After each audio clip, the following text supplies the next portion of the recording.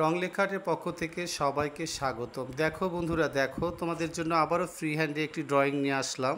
তো ড্রয়িংটি একটু ধৈর্য সহকারে তোমরা দেখবে। আশা করি ছোট্ট সোনামণিরা তোমরা এই ড্রয়িং থেকে অনেক কিছু শিখতে পারবে। এটাই আমার চেষ্টা চলছে রং লেখা আর্ট থেকে। তো রং লেখা আর্ট সবসময় তোমাদের জন্য এইভাবে ফ্রি হ্যান্ডে ড্রয়িংগুলো নিয়ে আসে। তোমাদেরকে বলবো, তোমরা যখন এই ড্রয়িংগুলো করবে অবশ্যই বারবার প্র্যাকটিস করে নিবে। একটা জিনিস বারবার প্র্যাকটিস করলে সেই জিনিসগুলো কিন্তু আয়ত্তে চলে আসে এবং অনেক ইজি হয়ে যায়। প্রথম প্রথম ভয় লাগে, তারপরে আস্তে আস্তে সেগুলো অনেক সহজ হয়ে যায়। তো আমার যে পেন্সিল স্কেচ সেগুলো আমি করে নিয়েছি এবং তারপর যে রঙের ব্যাপারগুলো একে একে এইভাবে রঙগুলো আমি দিব। তো তোমরা একটু লক্ষ্য করবে যে এখানে হলুদ রঙের ব্যবহারটি একটু বেশি করেছি আমি। ক্ষেত এবং গাছের ভিতরেও আমি হলুদ রঙটি অ্যাড করে দিয়েছি। তো গাছ দেখো, গাছের উপরে যে ব্যাপারটা সেখানে হলুদ দিয়ে দিলাম, ক্ষেতের ব্যাপার সেখানেও হলুদ দিয়ে দিচ্ছি এইভাবে ধীরে ধীরে।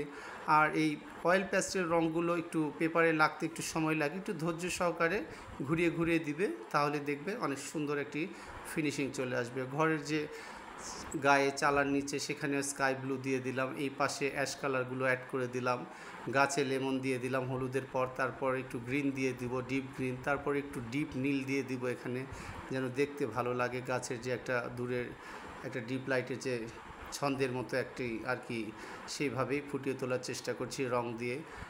ব্রাউন কালারগুলো দিচ্ছি, ডিপ এবং লাইট কালার দুটো অ্যাড করে দিলাম। তাল গাছের ব্যাপারটা সেখানেও অ্যাড করে দিলাম, দূরের গাছের নিচের যে সবুজ অংশগুলো সেখানেও দিয়ে দিলাম একটু ঝোপ জঙ্গল। এই পাশে ক্ষেতের যে ব্যাপারগুলো সেখানেও অ্যাড করে দিলাম হলুদ, হালকা হলুদ কালার। তো তোমরা এইভাবেই প্র্যাকটিস করবে, বাসায় করে ফাইনালি ছবিগুলো আঁকাবে, দেখতে অনেক সুন্দর লাগবে। মেঠো পথ, সেটাতেও রাস্তার যে ব্যাপারটি সেটিও ফুটিয়ে তোলার চেষ্টা করছি। আকাশের যে ব্যাপারগুলো সেখানেও সেটা দিয়ে দিব আকাশি কালার।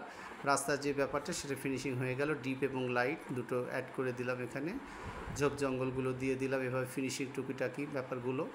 তারপরে যে মেঘের যে ব্যাপার যেটা বলেছিলাম সেটাও করে দিব এখন।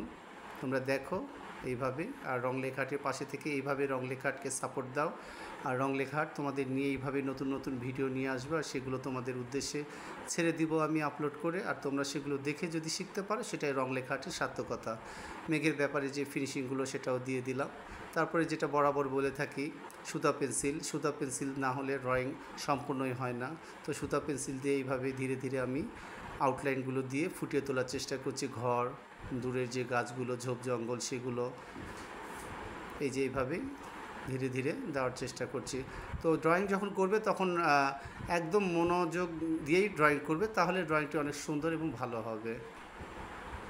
এই যে ব্যাপারগুলো দেওয়া হচ্ছে এখানে। তো বন্ধুরা, ড্রয়িংটি কেমন হলো অবশ্যই কমেন্টে জানাবে এবং রং লেখাটের পাশে থাকবে, আর এইভাবে রং লেখাটকে এগিয়ে নিয়ে যাবে। আজকের মতো এখানে শেষ করছি। তোমরা সবাই ভালো থেকো। আল্লাহ হাফেজ।